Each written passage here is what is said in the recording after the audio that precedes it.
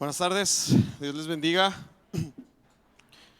Bueno, el día de hoy más que un sermón vamos a tener una enseñanza, así que, bueno, como por el solo hecho de ser una enseñanza, pues requiere más atención, que podamos estar hilando las cosas, porque si no nos perdemos y nos vamos muy lejos, ¿verdad? La intención de esto, como mencioné en el grupo de la iglesia, es empezar a hablar a partir de hoy, en las próximas reuniones que tengamos, estar hablando acerca de un poco de todo lo que sucedió en lo que conocemos como la Semana de la Pasión o la Semana Mayor, donde el Señor Jesús fue crucificado y resucitó al tercer día. El día de hoy quiero hablar acerca de los paralelos o las semejanzas que existen entre el Antiguo Testamento y el Nuevo Testamento, y cómo es que el Antiguo Testamento, aunque parece anticuado, aunque parece olvidado, el Señor siempre tuvo un plan y un propósito con esta redacción de texto, este conjunto de libros, y era hablarnos o era darnos testimonio de las cosas que habrían de venir. La enseñanza del día de hoy se llama Luz y Sombra. Y bueno, quiero empezar diciendo, nada tiene que ver, pero hay un capítulo del Chavo del Ocho donde don Ramón está en su casa, en la sala de su casa, y él está haciendo sombra de box. Él está así, no sé si conozcan lo que es la sombra en el boxeo, pero la sombra en el boxeo precisamente es generar una sombra con tu silueta y estar intentando pegarle a tu sombra, pero a la vez esquivar esos golpes al mismo tiempo. Entonces don Ramón está así todo flaquillo, todo queriendo pelear y luchar contra su sombra, y llega el Chavo del Ocho y lo empieza a ver y le dice: don Ramón, la persona con la que usted se estaba peleando ya se fue. Y el Chavo le dice: no, chavito, no, es que lo que pasa es que yo estoy haciendo sombra. Y luego el Chavo empieza a voltear a la pared, voltea al piso y le dice: don Ramón, pero usted está tan flaco que ni sombra hace.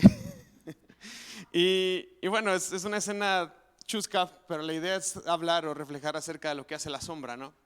La sombra proyecta o representa una de cualquier silueta y nos da una idea, nos da una noción de lo que está ahí. Por ejemplo, si yo veo una sombra de la silueta de una persona, si no logro percibir que tiene cabello largo o que trae una falda, es difícil para mí saber si es hombre o si es mujer, ¿verdad? Pero ya si digo: se ve que trae cabello largo, es mujer, de cajón. O si veo que trae una falda, es mujer. No tanto porque sean atributos específicos de la mujer, pero normalmente es de la forma en la que nosotros podemos saber con precisión qué es. Y es que toda nuestra vida hemos estado acostumbrados a ver figuras y ver siluetas en las sombras. Y a veces es sumamente sencillo saber lo que está detrás de la sombra, ¿verdad? A veces es muy fácil saber qué es lo que está detrás de la sombra. Es decir, pues es una mano que está simulando la cabeza de un perro, un lobo, no sé, ¿verdad? Aún así como que no es tan sencillo. Si viéramos la pura sombra, igual y si nos damos un susto hasta que vemos que detrás de la sombra está solamente una mano. Pero hay ocasiones en las cuales nosotros vemos una sombra y no sabemos lo que es. No es tan sencillo, ¿verdad? No es como que fácil, es mi tío por nombre y apellido, ¿verdad? A veces con los parados sí los podemos identificar, pero no siempre es tan sencillo. Tanto que a veces una sombra puede llegar a asustar. Uno dice: caray, ¿qué es lo que está detrás de esa sombra? ¿Qué es lo que genera esa imagen? Y aunque las sombras pueden intentar ser lo más fieles posibles a una silueta, aún así hace muchísima falta muchos detalles, muchas cosas que ver para poder saber con precisión qué hay detrás de esa sombra. ¿Están conmigo? O sea, no es como que ya sé exactamente qué es. Tenemos que ver la imagen completamente para entender por qué es que se está proyectando esa sombra sobre la pared. Yo recuerdo que una vez un amigo mío, Rubén Lumbreras, se acababa de ir a vivir allá a Guanajuatillo solo, al rancho. Y me acuerdo que tenemos un grupo de WhatsApp de amigos y nos mandó una foto donde se veía como una persona viendo desde la ventana. Y él estaba asustado y dice: esto no me deja de ver, llevo un rato aquí, me está viendo y viendo y viendo. Y pues se fue a dormir con miedo. Y al día siguiente nos mandó otra foto y resulta que eran dos botellas que daban la silueta de dos personas que estaban en la ventana. ¿Verdad que no es tan fácil distinguir o saber qué es lo que hay detrás de la sombra? hasta que no vemos con mucha claridad. Y es muy confuso, es muy difícil de ver, en una sombra entender muchas cosas. Y eso pasa con el Antiguo Testamento. Normalmente vemos el Antiguo Testamento y nunca lo conectamos con el Nuevo Testamento. Entonces como que hay cosas que no nos caben en la cabeza y decimos, bueno, ¿y por qué esto? ¿Y por qué aquello? ¿Y por qué tan retrógrada? ¿O por qué tantas cosas? ¿O por qué tantos rituales? ¿O por qué tantas medidas tan estrictas? ¿Verdad? Que uno a veces está leyendo ahí Éxodo, Levítico y uno se aburre de leer todo eso y uno dice, pues ¿esto de qué me sirve? ¿Qué tiene que ver conmigo? ¿O no les ha pasado eso? Que a veces preferimos estar leyendo solamente el Nuevo Testamento porque el Antiguo Testamento de plano no. Bueno, yo creo que todos hemos oído, que el Antiguo Testamento es una sombra del Nuevo Testamento. Ya se salieron de la presentación. Yo creo que todos hemos oído que el Antiguo Testamento es una sombra del Nuevo Testamento. ¿Cuántos habían oído esa expresión antes, no? Que el Antiguo Testamento era solamente como una expresión de las cosas que habían de venir. Por lo tanto, el Antiguo Testamento no es tan claro, no es tan fácil de ver, no es tan fácil de percibir. El Antiguo Testamento nos ayuda a ver y nos ayuda a entender el Nuevo Testamento. Sin embargo, es difícil entender el Antiguo Testamento sin la ayuda del Nuevo Testamento, porque el Nuevo Testamento es la figura, el objeto en sí que se proyecta como una sombra en el Antiguo Testamento. Y es solamente un ligero reflejo de las cosas que habían de venir. De hecho, hace algunos años estuvimos enseñando todo lo que fue Apocalipsis. Creo que nos tardamos 1 año y medio, 2 años enseñando Apocalipsis. Y todo el libro Apocalipsis, no me dejarán mentir, lo estuvimos vinculando con el Antiguo Testamento. Con el templo, con las órdenes sacerdotales, con las vestiduras de los sacerdotes, con las formas de presentarse delante de Dios. Todo el libro Apocalipsis lo estuvimos vinculando con el Antiguo Testamento. Y así es, nosotros podemos empezar a vincular todas las cosas del Antiguo Testamento con el Nuevo Testamento y viceversa, porque el Antiguo Testamento siempre fue una pequeña sombra, fue una pequeña introducción, fue una pequeña forma de decir, las cosas que han de venir son muchísimo mejor, están más vívidas, tienen más color, tienen más gloria, tienen más vida que las cosas que están viviendo ahora. ¿Ok? Pueden abrir hay 2 ventanas de PowerPoint ahí, abrir la segunda para que pueda estar cambiando yo desde acá.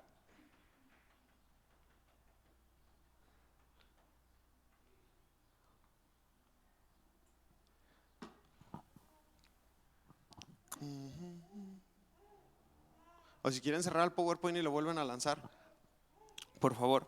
Bueno, en el Antiguo Testamento nosotros encontramos que el Señor le da 7 celebraciones, 7 conmemoraciones a su pueblo.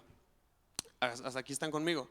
El Señor le da 7 fiestas a su pueblo. No solamente son fiestas, porque no todas son fiestas, pero el Señor le da 7 conmemoraciones, 7 celebraciones, 7 reuniones solemnes, donde le pide a su pueblo que viva ciertas cosas o que haga ciertas cosas por razones muy particulares.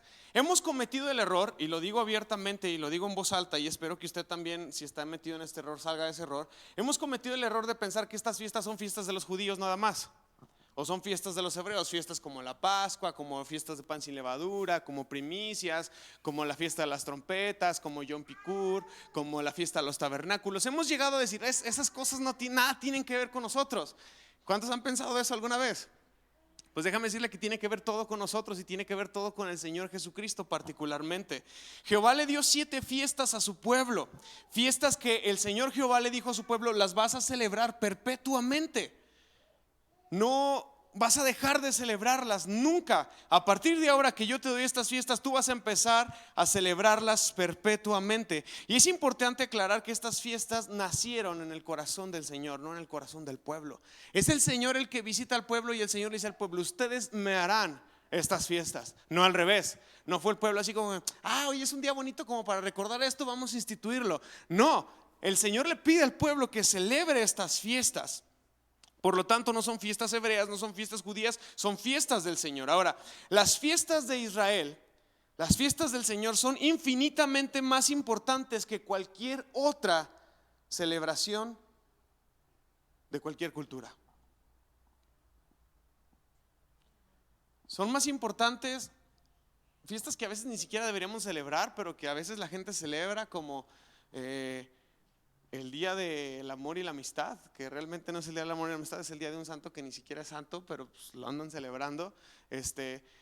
Celebraciones que no son malas, pero que a veces le damos más importancia, como el 10 de mayo o el Día del Padre, que a esta clase de fiestas, que son fiestas que el Señor nos ha dado. ¿Están conmigo hasta aquí? O sea, quiero que entendamos la importancia de estas fiestas. No estoy diciendo que muchas de las otras no sean importantes, pero estas fiestas, a diferencia de las que nosotros ha nacido en nuestro corazón por celebrarlas, estas nacieron en el corazón del Señor. Ahora, estas fiestas fueron ordenadas por el Señor, y el Señor es el dueño de estas fiestas. Y juntas, estas fiestas juntas, 7 fiestas juntas, forman el calendario profético de Dios. ¿Ok?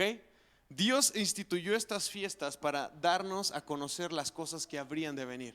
Dígalo conmigo: Dios instituyó estas fiestas para darnos a conocer las cosas que habrían de venir. ¿Ok? Ahora, ¿con quién cree usted que tienen que ver estas fiestas? Con Jesús. Ni siquiera con nosotros como pueblo, no se crea tanto, hermano, no tiene que ver con nosotros. Bueno, sí, o sea, algunas fiestas tienen que ver con nosotros, obviamente, pero todas estas fiestas giran alrededor de una persona, que es Jesucristo. Sí, ya lo he enseñado en otras ocasiones, pero creo que es importante retomar esta enseñanza. Y es que el Señor Jesús cumple con estas 7 fiestas a cabalidad. Ha cumplido 4 y falta que cumplan 3. Estas 3 que faltan son las fiestas de otoño, y se van a cumplir cuando el Señor Jesús venga por segunda vez. Cuando el Señor Jesús venga por segunda vez, esas 3 fiestas al pie de la letra van a cumplirse. Pero por lo pronto hay 4 fiestas que ya se cumplieron en Jesús, y quiero hablarles de 3 fiestas el día de hoy, porque aunque las voy a abarcar así súper rápido, en los próximos días, en las próximas semanas, vamos a intentar verlas un poquito más a detalle, si es que el tiempo nos lo permite. Pero estas fiestas nos marcan un aspecto del plan de salvación de Dios a través de su Hijo. Estas 7 fiestas podemos encontrarlas en Levítico 23 y en Números 28. Obviamente hay más textos que desarrollan estas celebraciones, pero la institución de ellas las podemos encontrar en Levíticos capítulo 23 y en Números capítulo 28. Y hoy nos vamos a concentrar solamente en 3 de estas 7 fiestas. La primera fiesta es la fiesta de la Pascua. ¿Alguien se acuerda de la Pascua? ¿Sí se acuerdan de la Pascua? Bueno, ¿cuál es el origen de la Pascua? Para entender la fiesta de la Pascua tendríamos que regresarnos hasta Egipto. Tendríamos que regresarnos a cuando el pueblo era libre en Egipto. Cuando llegó Jacob con sus hijos, que ya no se llamaba Jacob, en ese momento ya se llamaba Israel, y llegaron a encontrar a su hijo perdido, que era José. Y José, junto con sus 2 hijos, se los agregó como hijos adoptados a su papá. Y Jacob, juntamente con toda su familia, empiezan a vivir en Egipto con el favor y el respaldo de Faraón. Llegó un momento en el que los hijos de José y los hijos de Jacob, los hijos de Israel, son muy fructíferos, parecen conejos, y llegan a ser un pueblo bastante grande, bastante próspero, bastante bendecido por Dios. Pero llega un momento en el que ni José vive ya, ni el Faraón que estimaba a José vive, y entonces empiezan a ver a los judíos, a los hebreos, como una amenaza. Los hebreos empiezan a ser una amenaza porque están creciendo, el Señor los está prosperando, están siendo bendecidos por Dios, y entonces empiezan a tratarlos como esclavos. La ciudad de Pitón y de Ramsés fueron construidas por ellos, y muchas otras culturas que fueron esclavizadas, que fueron sometidas por los egipcios. Ya lo dijo Gama hace 8 días.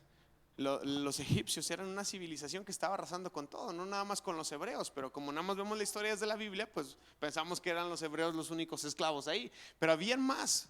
Por eso es que podemos encontrar que existen judíos negros, porque se habían mezclado con otras culturas. Entonces, en medio de esa esclavitud, el pueblo empieza a ser afligido, y el pueblo empieza a recordarle al Señor, decirle: Señor, tú nos dijiste que nos darías una tierra y una heredad, pero estamos aquí, somos esclavos. Y dice la Escritura que el Señor se acuerda de su pueblo y decide enviarles un libertador. ¿Se acuerdan de ese libertador? Moisés. El Señor levanta a Moisés de lo peor, de lo peor, de lo peor. El Señor levanta a Moisés para liberar a su pueblo. Vienen las plagas, pero hay una plaga muy en particular, que es la última plaga, la plaga de la muerte de los primogénitos. ¿Recuerdan esa plaga? Porque a veces como que no estamos acostumbrados a vincular al Señor con todo este tipo de escenas, y entonces empezamos a hablar mal del Señor y empezamos a decir que este Dios no es el Dios de Israel. Pero este Dios manda un ángel que es justo, un ángel que visita la maldad de cada uno de los hogares y encuentra que si hay maldad, el primogénito de cada familia tiene que morir. Si Dios no fuera justo, escúcheme bien esto porque esto es clave para todo el evangelio. Si Dios no fuera justo, el ángel del Señor hubiera visitado solamente las familias de los egipcios. Estos son míos, estos no los tocas, te vas para allá. Sería injusto, sería un Dios totalmente injusto y malvado. Pero dice la escritura que el ángel del Señor visitó toda la tierra de Egipto, toda. Eso significa que también visitó las casas y los campamentos de los hebreos. Y justamente como el ángel del Señor iba a llegar a la puerta, a la casa de cada uno de los hebreos, e iba a matar a un primogénito de ese hogar, el Señor tiene que enviar a un sustituto. El Señor tiene que enviar o tiene que darle al pueblo, tiene que pedirle al pueblo que tome a un sustituto. Porque si no se quería que el primogénito del hogar muriera, era necesario tomar un ¿qué? Un cordero, sacrificarlo, juntar se me fue la palabra, cachar o no sé, capear toda la sangre del cordero y hacer eso. ¿Qué está haciendo ese hombre ahí? Está pintando los dinteles de la puerta de su casa, ¿sí? ¿Por qué? Porque el ángel del Señor, que es justo, porque el Señor es justo y jamás es injusto. Si fuera injusto no hubiera recorrido la tierra de los hebreos también. El ángel recorre y cuando llega a cada una de las casas de los hebreos se da cuenta que un ser inocente ya había muerto por el pecado de esa familia. Y entonces el ángel continúa su recorrido. Vean cómo es el Señor. Vean cómo es el Señor, porque el Señor se ha proveído un cordero para nosotros, que es Jesucristo. Esta tipología también la encontramos desde Génesis, cuando Adán y Eva están desnudos y el Señor tiene que matar un animal para cubrir sus desnudez. Un ser inocente tiene que morir. Esto tiene que quedar sumamente claro en nuestra cabeza, y más en estos días, hermanos. Nadie de nosotros puede alcanzar salvación por sí mismo. Nadie de nosotros puede buscar y alcanzar el perdón de Dios por nosotros mismos. Si no es por Jesucristo, nosotros no tenemos un libre acceso a la presencia de Dios. Y entonces en la fiesta de la Pascua se celebraba, Pascua en hebreo original es Pesach, y Pesach significa pasar por alto. ¿Qué es pasar por alto? Que si estos cables están aquí, yo no paso encima de ellos, ¿verdad? Yo los paso por alto, los ignoro, no están ahí presentes para mí. El Señor pasó por alto los hogares, la maldad de la gente de su pueblo. ¿Me está escuchando? Eso es la Pascua. Eso es lo que significa la Pascua. Y Levítico 23, y Éxodo 12 del 7 al 8 dice: después tomaré parte de la sangre y la untarán en ambos lados y en la parte superior del marco de la puerta de la casa donde come el animal. Esa misma noche van a asar la carne al fuego y la comerán acompañada de hojas verdes y amargas y pan sin levadura. Esa es la institución de la fiesta de la Pascua. Hay muchísimos detalles, hay muchísimo que leer, hermanos, de verdad. Ahorita yo nada más quiero darles un panorama sumamente rápido, pero hay muchísimo que leer para entender la celebración de la Pascua. ¿Por qué hay hierbas amargas? ¿Por qué los panes son sin levadura? ¿Por qué el cordero tiene que estar asado? ¿Por qué tienen que comérselo completito sin que quede absolutamente nada? Y si llega a quedar algo, tienen que quemarlo completamente en el altar. Todo eso tiene una explicación y tiene un significado que tenemos que echarnos un clavado y estudiar. Hay que estudiar, hermanos. Y entonces cuando se instituye la celebración de la Pascua, que es la primera fiesta de la cual yo quiero hablarles, también dice Éxodo 12:12, esos textos no los tengo ahí, pero dice Éxodo 12:12: esa noche yo pasaré por la tierra de Egipto y voy a herir de muerte a todo primer hijo varón y a la primera cría macho de los animales de la tierra de Egipto, no de los egipcios. ¿Se dan cuenta cómo el Señor iba a recorrer toda la tierra? Y yo voy a ejecutar juicio contra todos los dioses de Egipto, porque yo soy el Señor. Eso dice Éxodo 12:12. Mira lo que dice Levítico 23 del 1 al 8. El Señor le dijo a Moisés: da las siguientes instrucciones al pueblo de Israel. Estos son los festivales. ¿Son los qué? Festivales establecidos por ¿quién? ¿Por los hebreos? No, por el Señor, los cuales ustedes van a proclamar como días ¿qué? Se los voy a traducir a mexicano de esos días que nos gusta escuchar. Día feriado.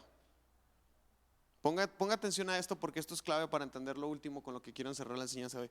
Los días oficiales de asamblea solemne y asamblea santa, cuando la iglesia, cuando el pueblo es convocado a reunirse, eso significa asamblea o eclesía en griego, que eclesía es de la transliteración que traemos al español, que es iglesia o eclesía, viene del hebreo asamblea, que es la reunión de los santos o la reunión del pueblo. Dice, tienen 6 días a la semana para hacer tu trabajo habitual, pero el séptimo es un día de descanso absoluto, es un día oficial de asamblea santa. ¿De qué día está hablando? El sábado. Está hablando del sábado. Dice, es el día de descanso del Señor y tendrán que guardarlo donde quiera que vivan. Además del día de descanso, estos son los festivales establecidos por el Señor, los días oficiales para asamblea santa que deberán de celebrarse en la fecha señalada de cada año. La Pascua del Señor comienza, ¿cuándo comienza la Pascua? A la caída del sol, cuando el sol empieza a bajar. Es decir, cuando el sol llegó al punto más alto y empieza a bajar, la caída del sol es en el día 14 del primer mes. El primer mes del calendario judío, ¿cuál es? El mes de Abib. Y empieza más o menos en el mes de abril.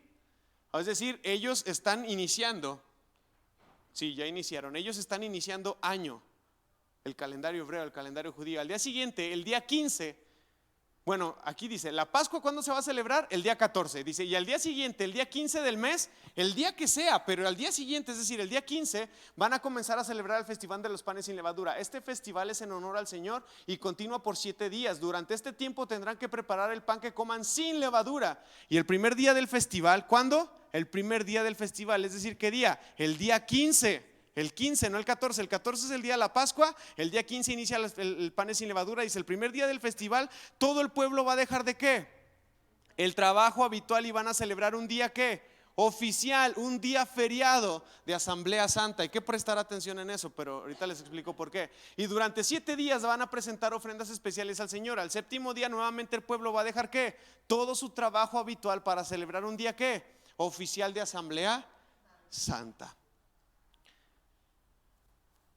Este día oficial de Asamblea Santa, puede ser cualquier día, aunque no sea sábado. Presten atención a eso, por favor, ¿ok? O sea, si ese día cae en miércoles, ese día se deja de hacer labores para celebrar ese día al Señor. Si ese día cae en jueves, se deja de hacer lo que se hace en día jueves y para celebrar al Señor. Si ese día cae en domingo, se deja de hacer lo que es el domingo para celebrar el día del Señor. Si cae en sábado, pues ya se empalman ambos días. El Shabbat normal, el sábado normal de los hebreos, junto con la fiesta anual. ¿Hasta aquí están conmigo? Les dije que era una enseñanza, así que por favor no se me agüiten. La Pascua, como ya hemos entendido, que dije que significaba Pascua, es pasar por alto. Y nos hace referencia al momento en el que el ángel pasó por alto la muerte de los primogénitos entre los hebreos. ¿Quién es nuestra Pascua, hermanos? Cristo es nuestra Pascua. Cristo es el cumplimiento de ese primer festival o de esa primer fiesta. ¿Qué dice 1 Pedro 1 del 18 al 19? Dice, pero ustedes saben que Dios pagó un rescate, ¿para qué? Para salvarlos de la vida vacía que heredaron de sus antepasados. No fue un pago con oro ni plata, los cuales pierden su valor, sino que fue con una preciosa sangre de Cristo. ¿El qué? El Cordero de Dios, que no tiene ¿qué? Pecado ni mancha. Ahí está. Ahí está, hermanos. 1 Corintios 5:7 dice, desháganse de la vieja levadura quitando a ese perverso de entre ustedes. Entonces serán como una nueva masa preparada sin levadura, que es lo que realmente son. Cristo, nuestro Cordero Pascual, ha sido sacrificado por nosotros. ¿Están aquí conmigo? Entonces hay una primera fiesta, es la fiesta de Pascua, la fiesta de Pesach. Jesús cumplió con esa fiesta. ¿Cuándo? ¿En qué momento? Bueno, la tradición bíblica sí dice en qué día, en qué mes y en qué hora, en qué momento del día tiene que ser tiene que ser sacrificado el Cordero Pascual. Ahí en la escritura dice, en Deuteronomio 16 del 5 al 7, dice que el Cordero Pascual tiene que ser sacrificado en el día 14 del mes de abril, entre las 2 tardes, cuando el sol empieza a bajar. No cuando el sol se pone, sino cuando el sol empieza a bajar. Normalmente el sol, ¿en qué momento llega a su punto más alto? Como a las 12, al mediodía, y cuando el sol se pone es como a las 6 de la tarde más o menos. Bueno, de aquel lado del planeta en ese momento, porque ahorita con los cambios de horario nosotros va a empezar a atardecer más tarde. Pero entre las 12 y las 6, ¿cuál es el punto medio? Las 3. ¿A qué hora fue crucificado el Señor Jesucristo? A las 3. ¿En qué día? En el día 14 del mes de Abib. Cuando el Señor Jesús fue a la cruz, cuando el Señor Jesús estaba ahí, todo el mundo, crucifícale, crucifícale. Era el día de la Pascua.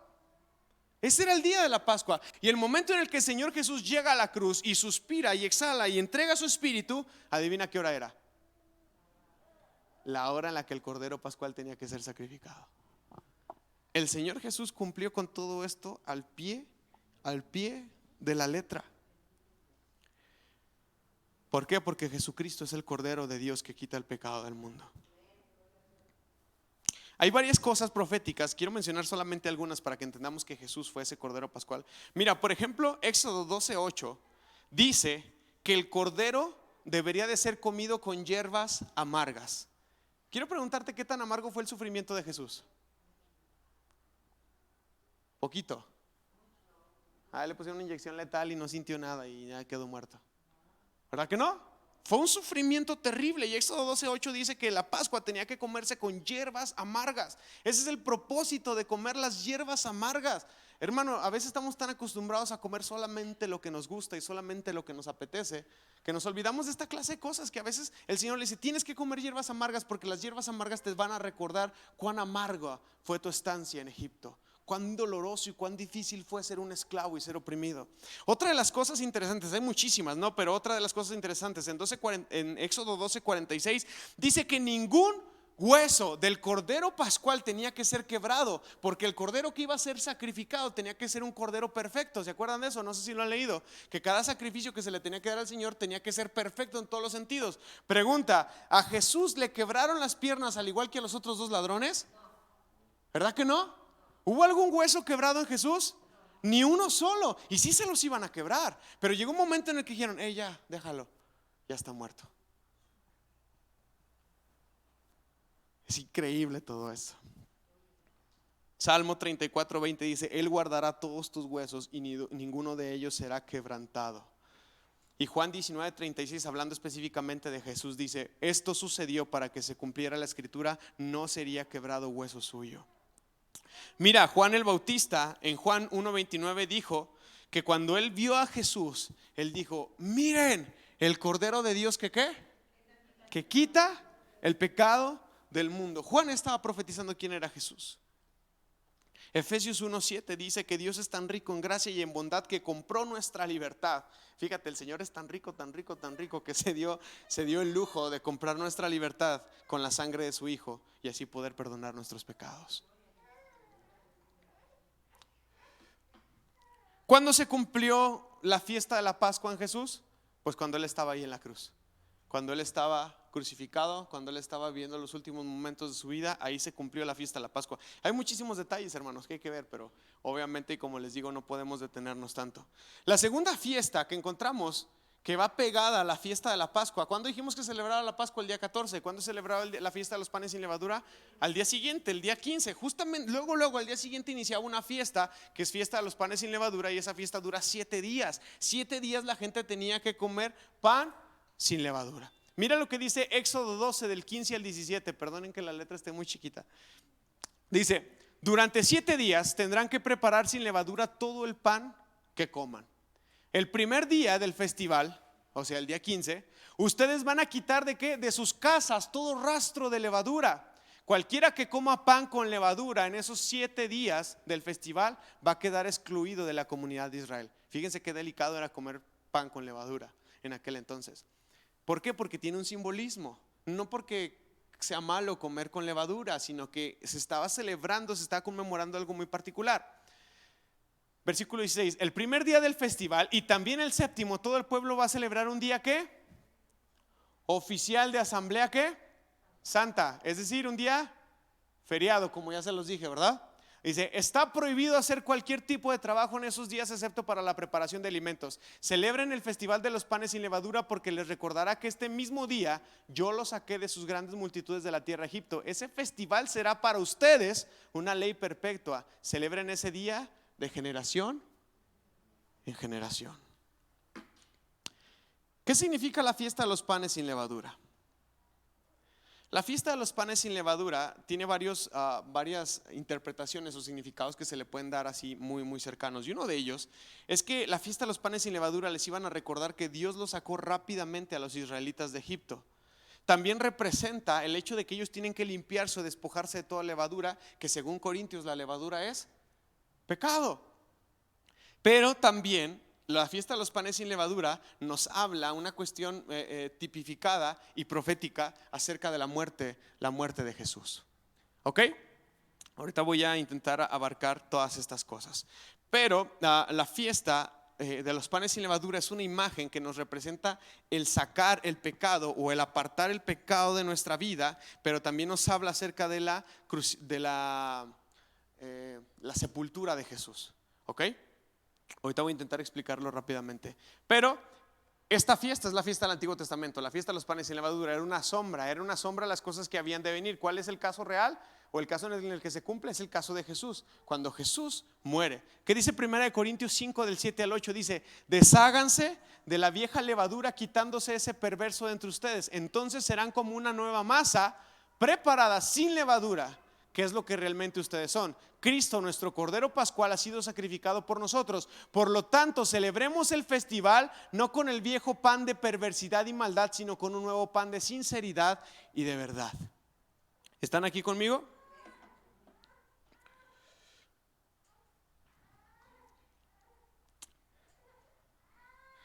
Antes de que iniciara la fiesta de los panes sin levadura, las familias hebreas habían creado una costumbre, una especie de juego. De ahí los americanos toman esta costumbre y la cristianizan, pero nada tiene que ver con la Biblia. ¿Han escuchado acerca de los huevos de Pascua? Eso nada tiene que ver con la Biblia, nada. Pero es una idea un poquito copiada de una costumbre judía, que es la siguiente. Es un ritual que tiene que ver con preparación y purificación. Es una celebración donde en cada hogar se tenía que hacer una limpieza profunda. También la Iglesia Católica copió esta fiesta y le llamó Cuaresma. Pero cada hogar tenía que hacer una limpieza profunda del hogar. Tenía que subirse a lo más alto del candil y sacar todo polvo, toda levadura. Tenían que buscar la levadura por todos lados y sacarla, porque no debía de haber levadura en ninguna parte del hogar. ¿Qué es la levadura? Los que cocinan. Es lo que permite que esponje la masa, pero en sí la levadura es una fermentación, es un estado alterado, que ya no es el estado original, que ya no es un estado, digámoslo así, puro o genuino. Por eso es que la levadura se interpreta, no es que sea mala, vuelvo a decir, no es mala, pero se interpreta como algo de lo cual tenemos que despojarnos para quedar totalmente limpios o sin ninguna alteración. Las familias hebreas y las familias judías empiezan a limpiar su casa por dentro y por fuera y por todos lados, para que cuando llegue la fiesta de los panes sin levadura, su casa esté impecable y no existe en ella ninguna porción de levadura. Y lo que hacían con los niños es que tomaban una cierta cantidad de levadura y escondían unos cuantos trozos en la casa y ponían a los niños a buscar, y cuando encontraban los niños la levadura, la ponían sobre una paleta o una tabla de madera. Fíjate bien esta tipificación. Y la llevaban al altar, al templo, para que fuera quemada en el lugar del holocausto. ¿Quién fue puesto sobre un madero para ser sacrificado? Cristo. Porque el que no conoció pecado se hizo pecado. El que no era levadura y jamás tuvo levadura en su vida, se hizo levadura y se llenó de levadura, se llenó de pecado, se llenó de todas nuestras perversidades, todas nuestras maldades, toda nuestra basura, hermanos, todo nuestro cochinero, todo lo que nosotros somos y que nadie conoce de nosotros, estaba ahí en esa cruz con Jesús. Empezamos a entender un poquito más la fiesta de los panes sin levadura. Y entonces la gente tenía que comer por 7 días pan sin leudar, puro, limpio. De ahí la fiesta de la Cuaresma, que no es mala. Porque ¿cuál es el propósito de la Cuaresma? Purificarte, limpiarte, despojarte de un montón de cosas y tener un corazón más susceptible, más sensible para recibir del Señor, para entender del Señor, para discernir al Señor. Hermanos, ¿qué hacemos nosotros para prepararnos para Pascua? ¿Qué hacemos nosotros para esperar el momento en el que el Señor en celebración nos recuerda todo su sacrificio que ha hecho por nosotros? Yo creo que tiene que haber una disposición de nuestra parte, en nuestro corazón.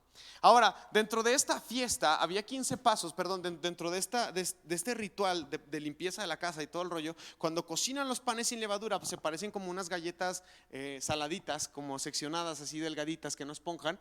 Y entonces estas galletas tienen como estos panes sin levadura, que parecen galletas porque no tienen levadura, están así todos duritos, tienen como secciones y se parten en tres.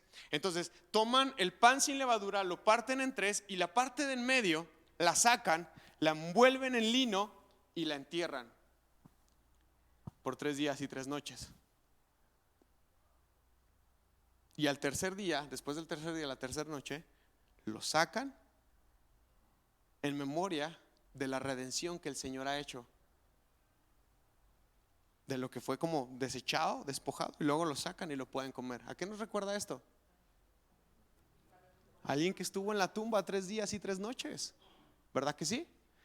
Y entonces tomaban las partes de las orillas que fueron los ladrones, y esta mitad de este pan es enterrado y luego es vuelto a sacar. Obviamente hay un montón de detalles, cosas que si nos detenemos aquí a hablar hacia todo esto no acabamos, pero quiero que vayamos entendiendo esta luz y sombra, esta sombra del Antiguo Testamento, cómo la podemos ver en una luz ya real en nuestros días hoy, y cómo nosotros podemos y debemos celebrar estas fiestas también.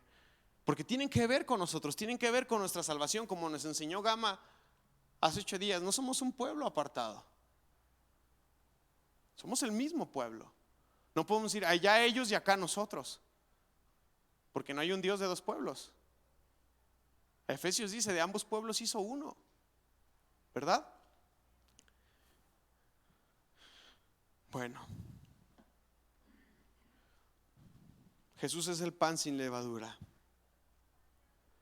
Jesús es el pan sin levadura, pero también Jesús es la levadura. Jesús se tipificó en la levadura, en ese madero, como les dije ya, cargando todos nuestros pecados, y se entregó como sacrificio para limpieza y perdón de nuestros pecados.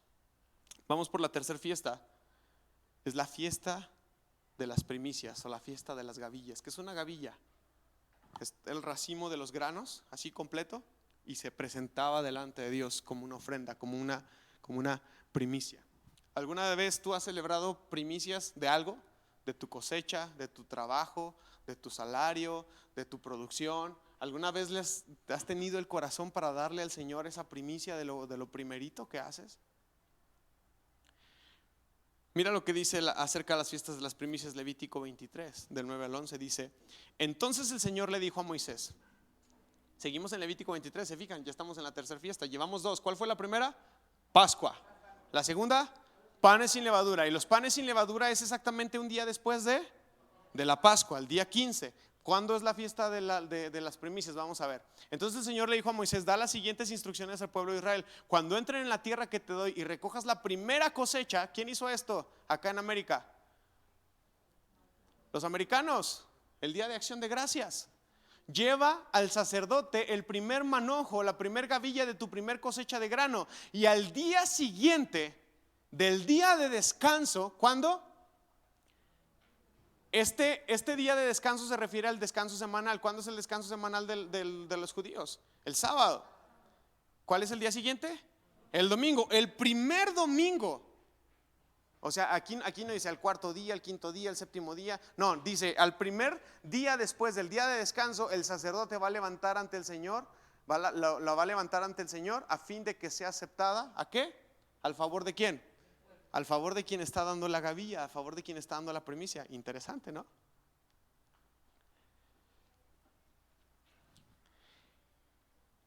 ¿Cuándo se celebra la fiesta de primicias? El día posterior al día de descanso semanal. Caiga cuando caiga, pero el día posterior. Aquí no dice el día 18, el día 22, el día primero, el día quinto, no. O sea, dice el día que caiga después del primer descanso semanal, ahí vas a celebrar primicias. ¿Qué significa la fiesta de las primicias o la fiesta de los primeros frutos? Es que estos primeros frutos, estas primeras semillas, esta primera cosecha se ofrendaba delante del Señor en favor del pueblo. Esta ofrenda era mecida delante del Señor en agradecimiento. Era una cuestión de gratitud por las bendiciones de la cosecha, y no se podía comer. porque se entregaba completamente al Señor. Mira lo que dice Levítico 23:14, dice: no vas a comer pan, ni grano tostado, ni espiga fresca hasta este mismo día, hasta que hayas ofrecido la ofrenda a vuestro Dios. Este es un estatuto perpetuo y es por vuestras edades donde quiera que ustedes se encuentren. Esta fiesta, según el versículo 11, se hace, como ya les dije, cada primer día después de un sábado de descanso semanal.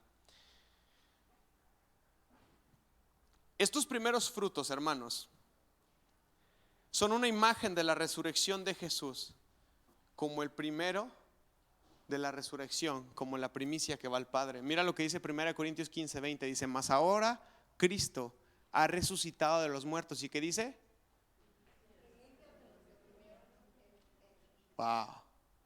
Wow. ¿Qué dice? Mas ahora Cristo ha resucitado de los muertos y Él es una primicia de los que durmieron. Hermano, ¿quién es nuestra primicia? Cristo. Fue el primerititito en ir al Padre. Fue el primero en presentar. Por eso cuando las mujeres lo ven afuera del sepulcro y lo quiere tocar, Jesús la tiene que frenar. No me toques todavía. Y le da una razón. No es que Jesús la repudie, no es que Jesús no quiera que la toque. ¿Qué le dice? Todavía no he ido a quién. Todavía no voy al Padre, porque yo soy la primicia, porque yo soy la ofrenda y tengo que consagrarme, tengo que presentarme delante del Padre. Por eso se dice que Jesucristo es el primogénito de la resurrección. Ya habían resucitado muchos otros antes. En el Antiguo Testamento hay casos de resurrección, los mismos que Jesús también resucitó. Ya habían resucitado muchos antes, pero Jesús fue el primero que después de resucitar, pero aparte resucitó glorificado, a tal grado que ni lo conocían, ¿verdad? Entonces llevamos 3 fiestas y la vamos a dejar hasta aquí por ahora. Todavía faltan unas cosas que enseñar, pero no vamos a avanzar más fiestas. Pascua, panes sin levadura y primicias. Y es que Jesús es esta primicia. Dice Mateo 27 del 52 al 53, dice: y se abrieron los sepulcros y muchos cuerpos de los santos que habían dormido se levantaron y salieron de los sepulcros después de la resurrección, vinieron a la santa ciudad y aparecieron a muchos. ¿Sí sabías que cuando Jesús resucitó no fue el único en resucitar? Hubo mucha gente que resucitó juntamente con él. ¿Sabían eso? ¿O no leemos los evangelios? Ahí dice. Y existen teorías muy sólidas para sostener que estas personas que resucitaron juntamente con Jesús tampoco murieron, fueron levantadas también al igual que Jesús. Existen teorías para sostener eso. ¡Qué increíble! Porque Jesús juntamente con todos ellos fueron las primicias. Fue un puñado de primicias que fueron a Dios por la resurrección.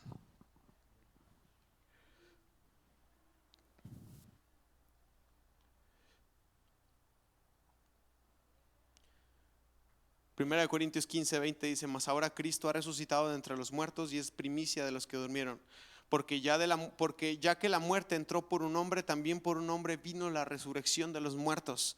Porque así como Adán en todos muere, también en Cristo todos serán vivificados, pero cada uno en su debido orden. Primero Cristo, y dice Pablo, fíjense, por eso la teoría de que muchos de esos resucitados fueron con Cristo. Primero Cristo, luego las primicias, dice, y luego los que son de Cristo en su venida.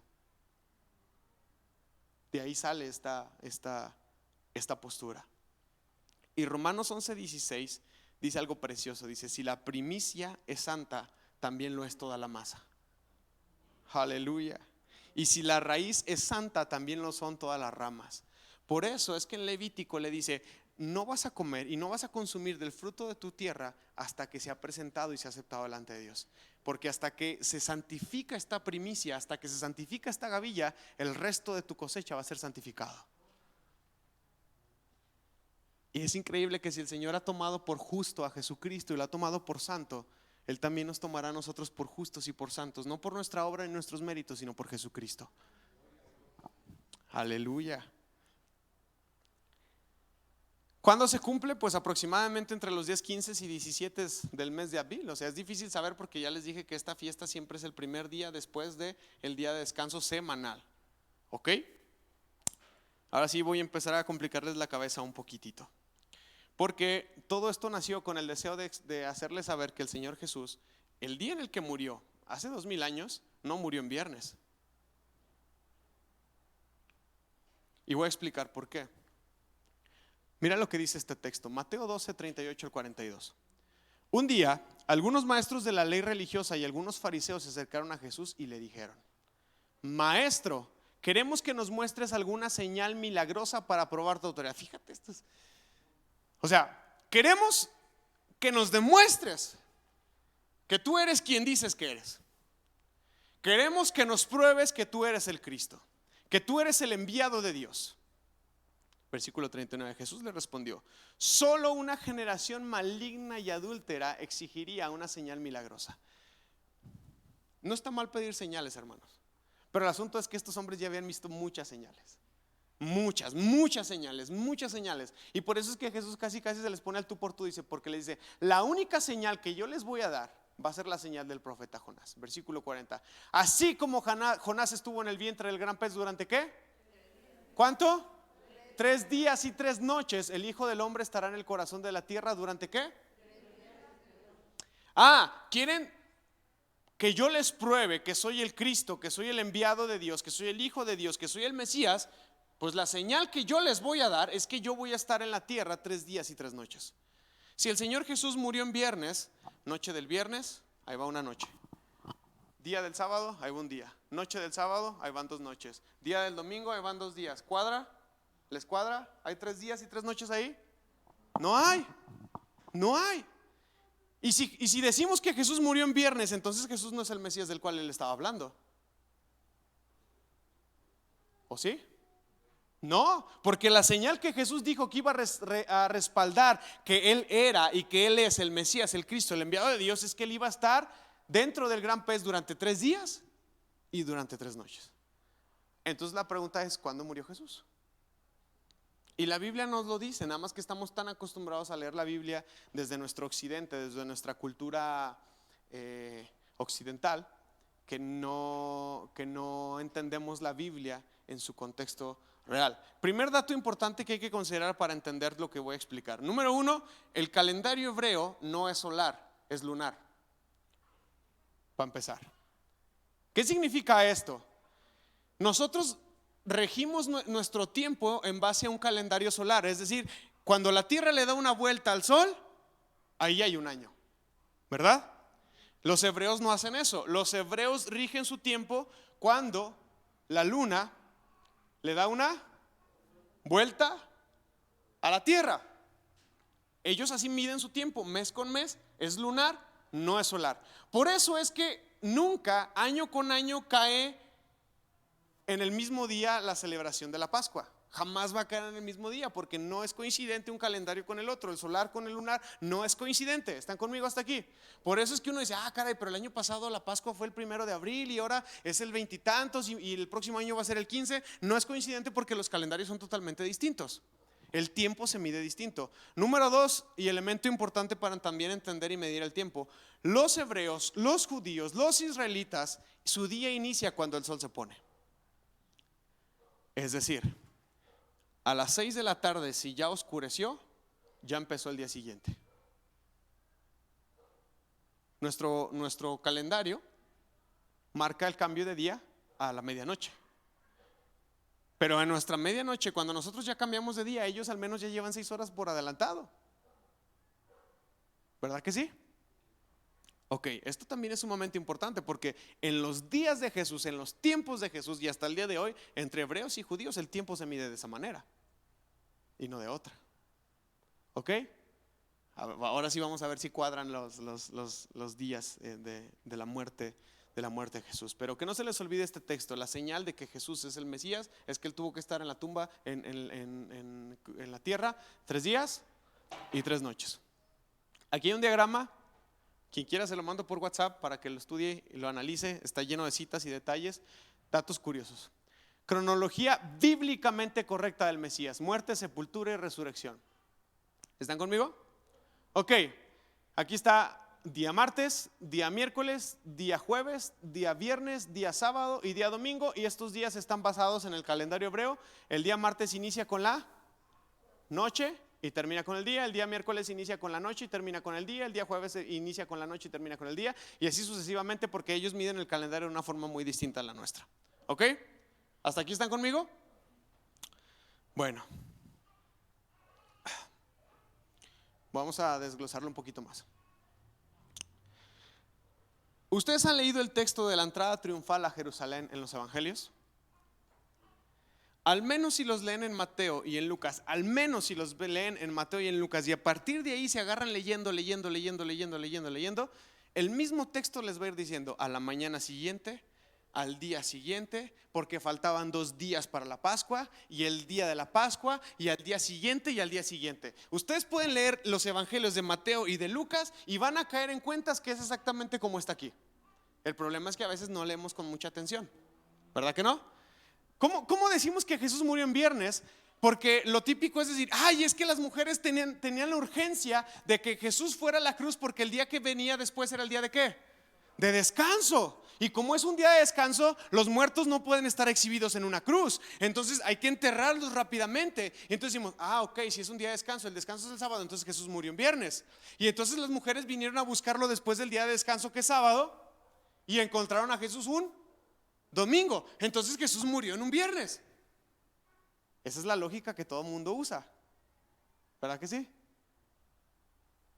Con confianza, pues todos la hemos tenido. Todos hemos tenido esa lógica. Pero si empezamos a leer los evangelios, usted va a prestar atención que Jesús entra a la entrada triunfal a Jerusalén, y dice el texto, en el primer día de la semana Jesús entró a Jerusalén sobre un pollino y empieza a escribir, y luego dice, y al día siguiente, y tú te vas, tú avanzas, y al día siguiente, de hecho cuando está el lunes dice, porque faltaban 2 días para celebrar la Pascua. O sea, tú vas ahí agarrándole poco a poco el hilo, el mismo texto te va a ir llevando a comprender lo que estamos a punto de decir.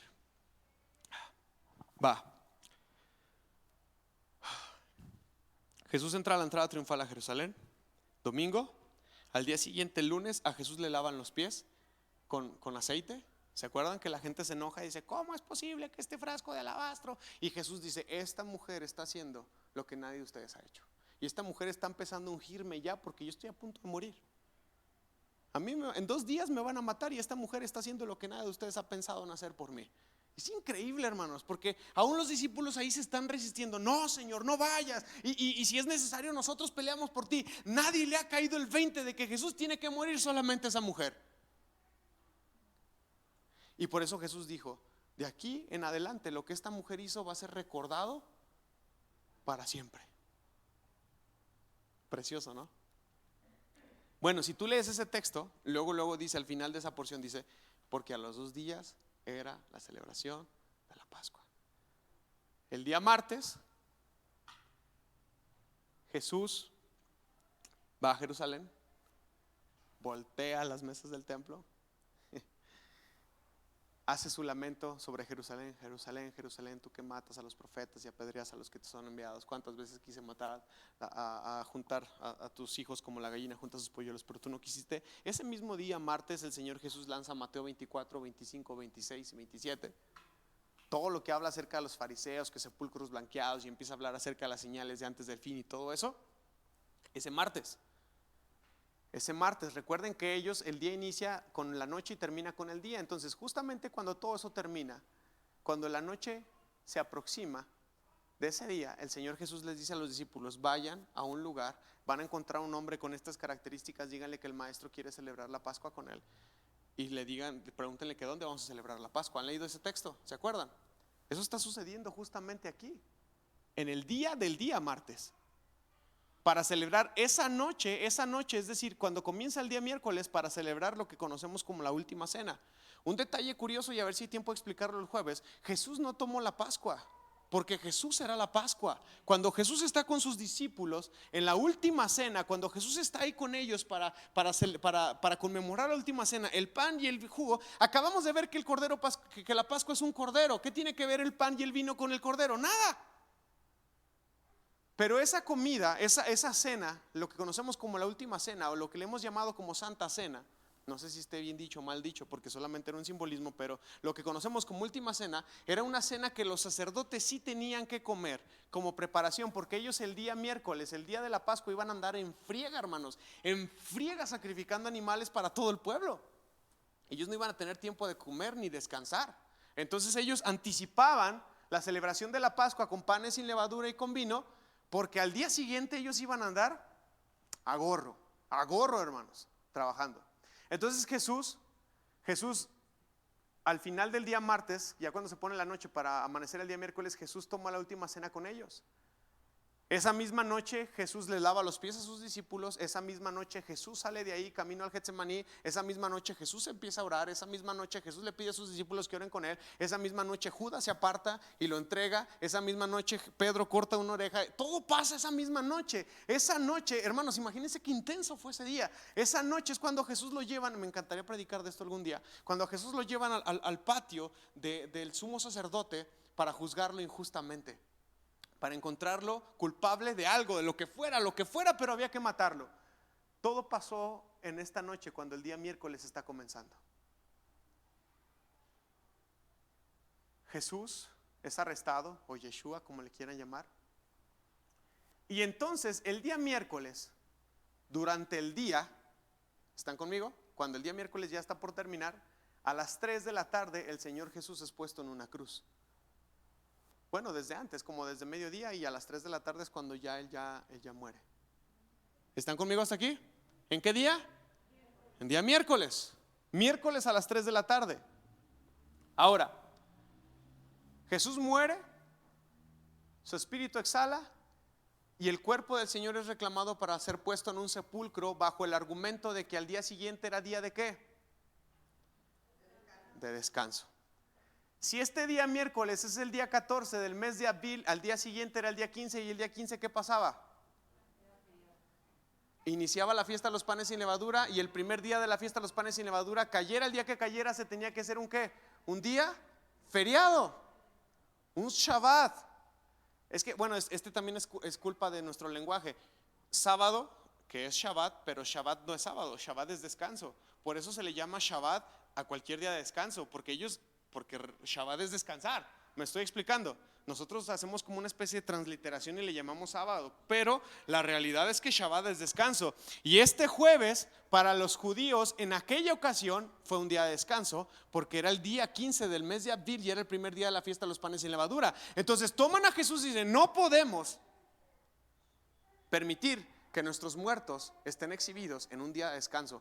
Y rápidamente lo llevan a la tumba de José de Arimatea y ahí meten a Jesús, porque urgía muchísimo que su cuerpo no estuviera siendo exhibido. Y como el tiempo se había venido encima, imagínense si el sol se ponía a las 6 de la tarde y a las 3 murió Jesús, que se los hayan dado, y en lo que llegaron a la tumba y todo lo que ustedes quieran, el tiempo se acabó. No hubo tiempo de hacer absolutamente nada más que envolverlo, meterlo y cerrar la piedra y vámonos, porque había que respetar el día de descanso. ¿Están conmigo hasta aquí? Voy a regresar a esta imagen porque ¿dónde inician los 3 días y 3 noches en jueves? El inicio del día jueves, que es de noche, noche 1.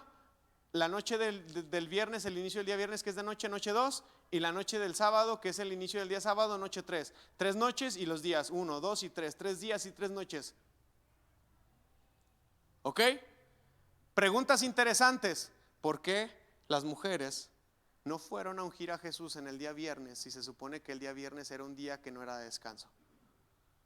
Porque se acuerdan que ellas tenían la urgencia de ir a ungir a Jesús antes de que pasara más tiempo.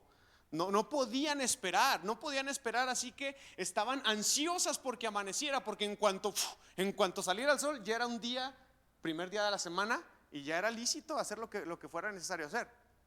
Les voy a decir por qué. Porque preparar especias para ungir un cuerpo no se hace mágicamente. Había que comprar las especias, había que prepararlas, había que curtirlas y había que dejarlas fermentando un tiempo. Entonces ese mismo viernes que las mujeres compran las especias, ellas no pueden ir a ungir el cuerpo de Jesús porque no tienen lo necesario para ungir el cuerpo de Jesús. ¿Me está escuchando? Entonces seguramente las mujeres salen el día viernes a comprar las cosas que tienen que comprar, pero no les alcanza, no porque no tengan tiempo, porque tienen todo el viernes para hacerlo. El producto no está listo para ir a ungir el cuerpo de Jesús. Por eso no van. Y entonces se atraviesa un día de descanso semanal, que es el sábado como nosotros lo conocemos. Entonces el Señor Jesús sigue en la tumba 3 días y 3 noches. 1, 2, 3. 1, 2 y 3. ¿Están conmigo hasta aquí? ¿Ya queda claro o todavía hay como que muchas dudas? Entonces, mis hermanos, 3 días y 3 noches. Aquí está, las mujeres van y compran lo necesario para las especies aromáticas para ungir el cuerpo de Jesús. El día de descanso normal de cada semana. Durante todos estos días ellos están celebrando una fiesta. ¿Cuál es? La fiesta de los panes. ¿Cuándo es la fiesta de las primicias? El primer día de la semana que caiga después de un ¿qué? De un sábado semanal. En esa ocasión fue un domingo y coincidió que el día de la fiesta de las primicias fue justamente cuando terminaron los 3 días y las 3 noches. Esta coincidencia no siempre sucede. Por ejemplo, en este año 2022, la Pascua, el día oficial de celebrar la Pascua va a coincidir con nuestro calendario. Va a ser en viernes, completamente. ¿Están conmigo? Eso significa que si el viernes se celebra Pascua, al día siguiente, que es un sábado, que es un día de descanso oficial, va a ser también un sábado, un Shabbat mayor, porque es el día 15 del mes de Abib, que es el primer día de la fiesta de los panes sin levadura. Por consecuencia, el día de primicias es hasta el siguiente domingo, luego el día 17 del mes de abril. O sea, aquí, esta vez, digámoslo así, que el calendario gregoriano va a coincidir con el judío, no estrictamente porque obviamente tienen que pasar los 3 días y las 3 noches, pero así como se celebra tal cual, así va a coincidir, porque el viernes es crucificado y el domingo ya es domingo de resurrección, es domingo de primicias. ¿Me están entendiendo? Pero no siempre es así. ¿Qué pasaría, por ejemplo, si el día de Pascua cayera el lunes? El lunes es la Pascua, el martes es el día de descanso mayor oficial y luego hasta el domingo siguiente sería primicias. O sea, no serían 3 días ni 3 noches, me explico. Porque el de primicias siempre se va a pasar a después del primer sábado de descanso de la semana. Es increíble, hermanos, cómo en el año, no sé, llamémoslo 0, que fue como el año 4200 y fracción del calendario hebreo, porque ellos sí cuentan los años desde el principio de la humanidad. Ellos ahorita van en el año 6000 y fracción. Coincidiera para que tuviera un cumplimiento la profecía que el Señor Jesús mismo dio acerca de sí mismo, acerca de los 3 días y las 3 noches. ¿Es interesante, hermanos? Es interesante. ¿De qué nos sirve toda esta información? De mucho. De mucho. Número 1, vamos a poder entender mejor el Antiguo Testamento. Número 2, vamos a poder adorar al Señor con mayor entendimiento, ¿sí? Con mayor razón de las cosas. Y número 3, vamos a poder defendernos, pero a la vez tener una noción clara de lo que realmente pasó. El Señor, a ver, les voy a hacer una pregunta. ¿Cuándo resucitó el Señor Jesús?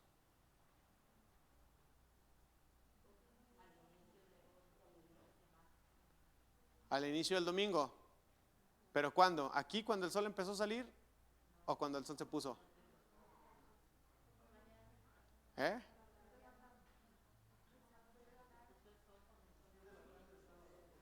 Ahí está. Cuando se pone el sol de nuestro sábado, cuando se pone el sol de nuestro sábado, inicia el domingo de ellos. Ahí el Señor Jesús resucitó. Ya lo único que él hizo fue esperar a que saliera el sol al día siguiente y que vinieran. De hecho, hermanos, el Señor Jesús pudo irse al Padre y ser la primicia al Padre y regresar. Pero quiero decirles algo, y hay que tomar en cuenta esto. El Señor Jesús esperó. Y no esperó a los discípulos, no esperó a Pedro. Esperó a alguien que él sabía que iba a ir a buscarlo. ¿A quién fue? A las preciosas mujeres. Para que el que tenga dudas de que si el Señor Jesús restituyó la vida de las mujeres, ahí hay un texto hermoso para representar eso. El Señor Jesús pudo ir a la presencia del Padre y luego regresar y aparecérseles a todos juntos. Pero el Señor Jesús, aun cuando resucitó la noche anterior, cuando inicia el domingo judío, el Señor Jesús espera hasta el amanecer de nuestro domingo para encontrarse con las mujeres, porque estas mujeres lo estaban buscando. Terminé. ¿Oramos? Vamos a ponernos de pie.